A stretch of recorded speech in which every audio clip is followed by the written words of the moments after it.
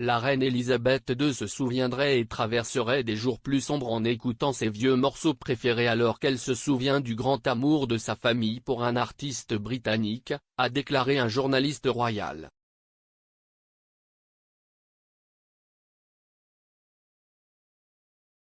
Le journaliste et commentateur royal de NBC, Neil Sean, a affirmé qu'une source lui avait dit que la reine écoutait la musique de George Formby pour l'aider à surmonter une partie de sa solitude. Monsieur Sean a fait remarquer à quel point le monarque et de nombreux autres membres de la famille royale étaient de grands fans de l'artiste anglais et a expliqué leur histoire commune avec lui. Les plans de Noël de la reine ont été anéantis grâce à la pandémie, car le nombre croissant d'infections signifie que les grands événements royaux ont dû être annulés ou révisés.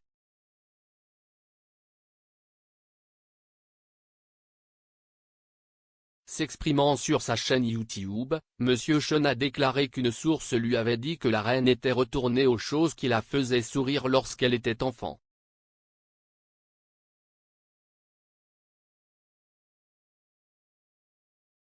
Monsieur Sean a déclaré que le monarque avait commencé à écouter la musique de George Formby car elle était une grande fan de l'acteur et chanteur anglais.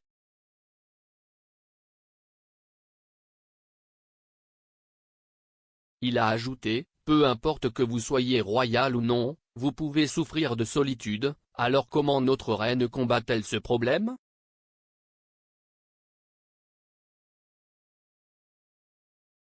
George Formby, est tombé en disgrâce dans les années 1950 mais jamais vraiment avec la monarchie, ils étaient toujours très ravis de le voir.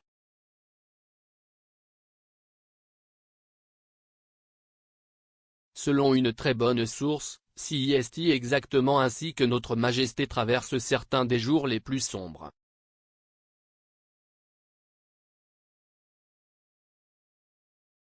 Nous savons tous ce que nous entendons par là, quand les gens ont perdu quelqu'un, tout le monde s'affaire pendant les premiers mois.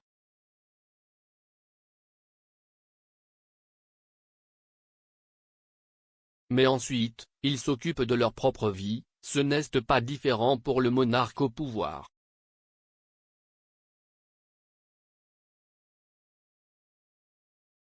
Le journaliste royal a noté que George Formby s'était même produit au château de Windsor pour la reine-mère dans les années 1940 en présence de la reine actuelle.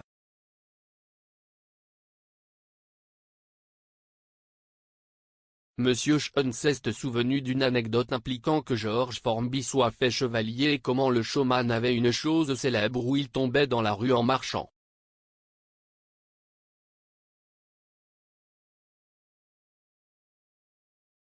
Bien qu'on lui ait dit de ne pas faire l'acte lors de sa rencontre avec la reine, George Formby a trébuché, mais pour le plus grand plaisir de la reine qui l'a ensuite traité de vilain garçon.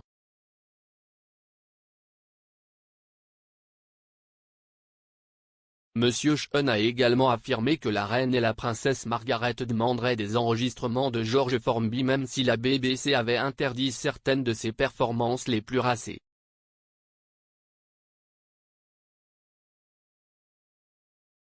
La reine aurait également pu faire une bonne impression de l'artiste et aurait aimé le voir lors de spectacles royaux et d'autres événements, malgré une baisse de popularité.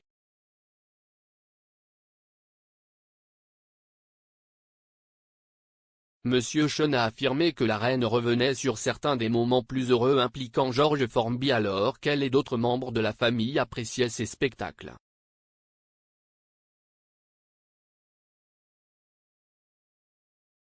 La reine aurait été forcée d'annuler son déjeuner de Noël annuel cette année, auquel assistent généralement des dizaines de membres de la famille.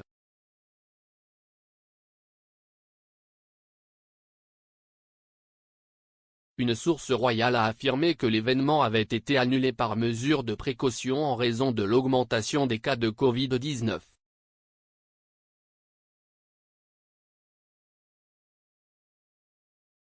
Si est-il la deuxième année consécutive que l'événement est annulé après avoir été abandonné l'année dernière en raison des restrictions de verrouillage.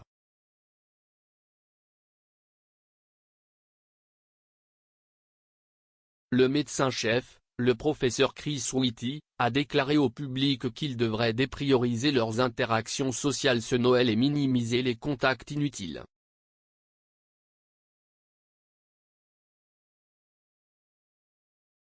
Les observateurs royaux attendent maintenant avec impatience des nouvelles pour savoir si la messe de Noël du 25 décembre aura toujours lieu.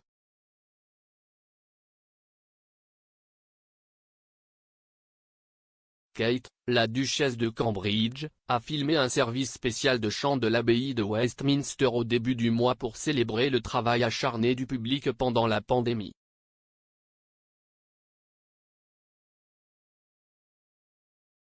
L'émission Ensemble à Noël sera diffusée sur ITV la veille de Noël à 19h30.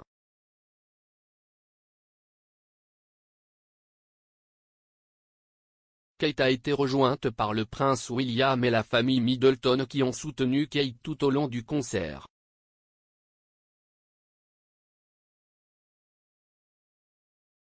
Au cours des dernières 24 heures, 93 045 personnes ont été infectées par Covid-19, ce qui a battu les précédents records d'infections quotidiens établis cette semaine.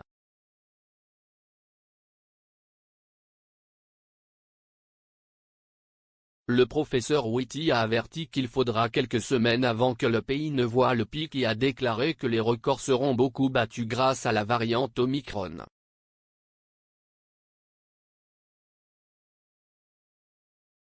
Le secrétaire à la santé, Sajid Javid, a déclaré lundi que la modélisation médicale suggère qu'il y a 200 000 infections par jour.